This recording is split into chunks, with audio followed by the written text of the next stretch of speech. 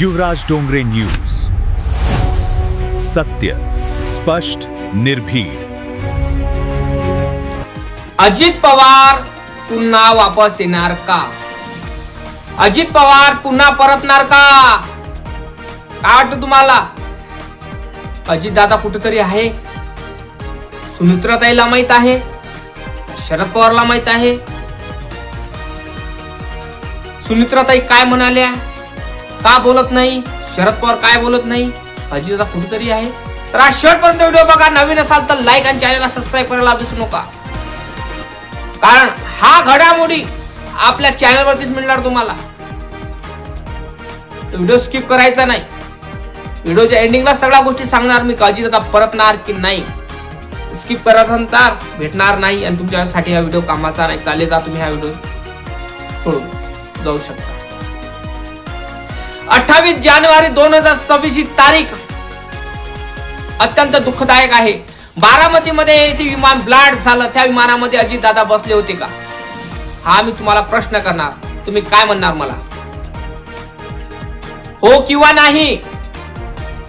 हो नाही, कारण तुमच्या मनामध्ये कच्छ निर्माण झालेला आहे. हो किंवा नाही, कारण अजित दादा बसताना आपल्यापाशी व्हिडिओ नाही. अजित दादा कुठल्या प्लेन मध्ये बसले, त्याच्या संग किती जण होते, याचा व्हिडिओ नाही आपल्यापाशी. फक्त आपल्यापाशी याचा व्हिडिओ आहे की अजित दादाचं विमान फ्लॅट झालं बारामतीला, तिथले व्हिडिओ आपल्यापाशी आहे. पण अजित दादाची ओळख खरी निर्माण झाली नाही हे वाटत नाही का तुम्हाला? अजित दादाच्या हातात जे घड्याळ होतं ते घड्याळ गेलं कुठं? का मिळालं नाही? का वाटते तुम्हाला अजित दादा परत येणार? कोण असणार? कोणाच्या रूपात येणार अजित दादा? तर शिवाजी बॉस पिक्चर पाहिला, त्या पिक्चरातल्या वाणी होणार काय? हा,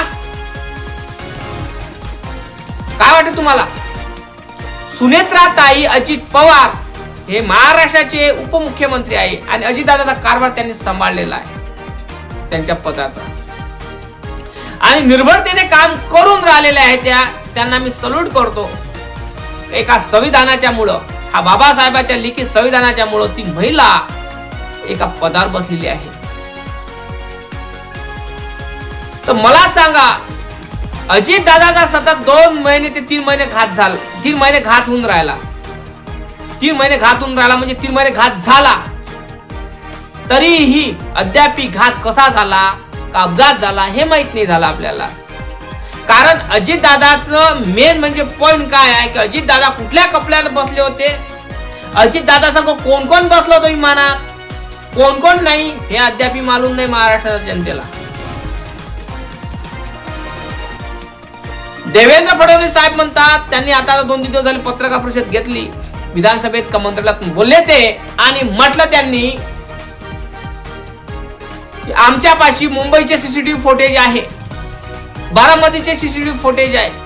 अबे तुमच्या पाशी मुंबईचे सीसीटीव्ही फुटेज आहे तर रोहित पवार हा बोंबलून राहिला, सांगून राहिला, कडकडून राहिला, त्याला तर मी सीसीटीव्ही फुटेज का दिले नाही? तुम्ही म्हणता तुम्ही आमच्याकडे सीसीटीव्ही फुटेज आहे, मग देत का नाही?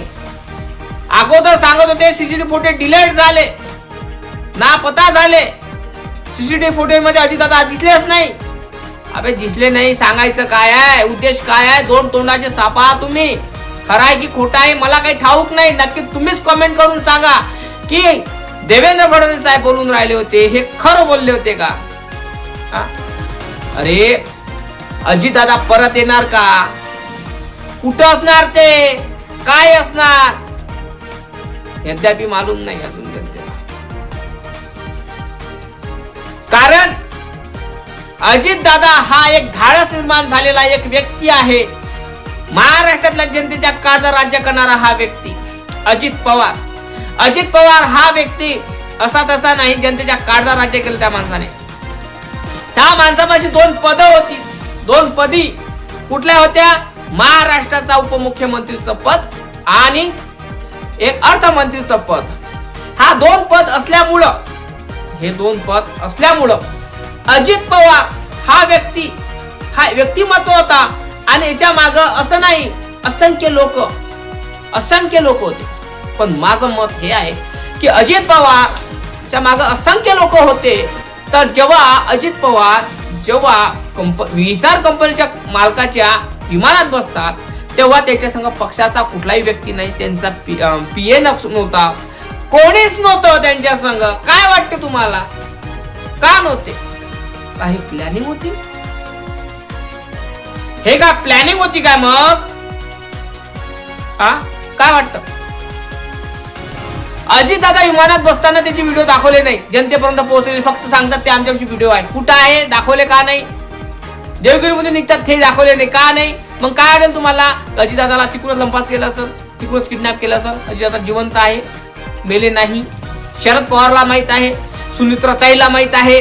असं मी म्हटलं तुम्हाला खरं वाटेल काय? नाही वाटत ना भाऊ, कारण 2 महिने सतत होऊन झाले तरी अजित दादा जिवंत असेल तर आले नसते का ते महाराष्ट्रात? अरे बारामती जनता तर वाटच पाहून राहिली की अजित दादा एंट्री कधी होते, आम्ही कधी त्यांना बघतो. बरोबर नाही काय? पण खरंच अजित दादा परत येणार आहे का? काय वाटतं तुम्हाला? कारण विमानात बसण्याचे काही त्यांचे व्हिडिओ नाही, काही प्रूफ नाही आपल्यापाशी, काही नाही. काय वाटतं तुम्हाला, अजित दादा परत येणार काय? आणि सुनित्राताई चुपचाप राहतात का? त्यांना खुर्ची मिळाली म्हणून चुप राहून राहिल्या का त्या? पहिल्या महिला जेव्हा त्याचा नवरा मरत होता तेव्हा महिलेला सती जायचं होतं, सती जात होत्या पहिले. आता नवरा मेला की महाराष्ट्राची उपमुख्यमंत्री बनते. हे संविधानाची पॉवर आहे, कळलं का? हे संविधानाची पॉवर आहे. म्हणून सांगतो तुम्हाला मी, अजित दादा खरंच परत येणार असेल तर कुठं असणार ते? कुठं असणार? अजित दादा खरंच जिवंत आहे का? असले असते दादापर्यंत आले का नाही? कुठं गेले ते? काय बाहेर देशात आहे का? काय वाटतं तुम्हाला? पण मला हे समजून राहिलं नाही, अजित दादाचा घात सतत 2 महिने झाले होऊन झाला तर याचं गुड रहस्य कुठे गेलं? ते सीसीटीव्ही कुठे गेले? ते व्हिडिओ कुठे गेले?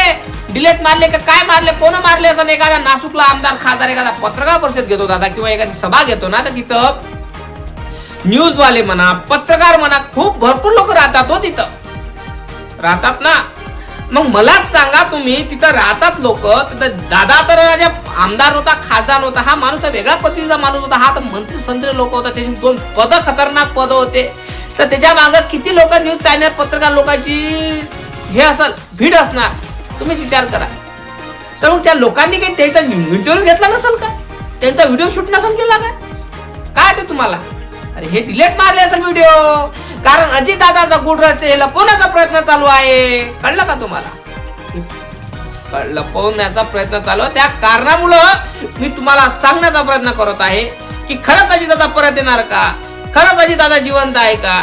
खरंच अजित दादाला कुणी लपवलं का? खरंच शरद पवारला अजित दादा जिवंत आहे हे माहित आहे का? सुनीताताईला माहित आहे का? नक्की कमेंट करून सांगा, लाईक करा, चॅनलला सबस्क्राईब करायला विसरू नका. जय भीम, जय शिवराज, जय जवान, जय किसान, जय संविधान.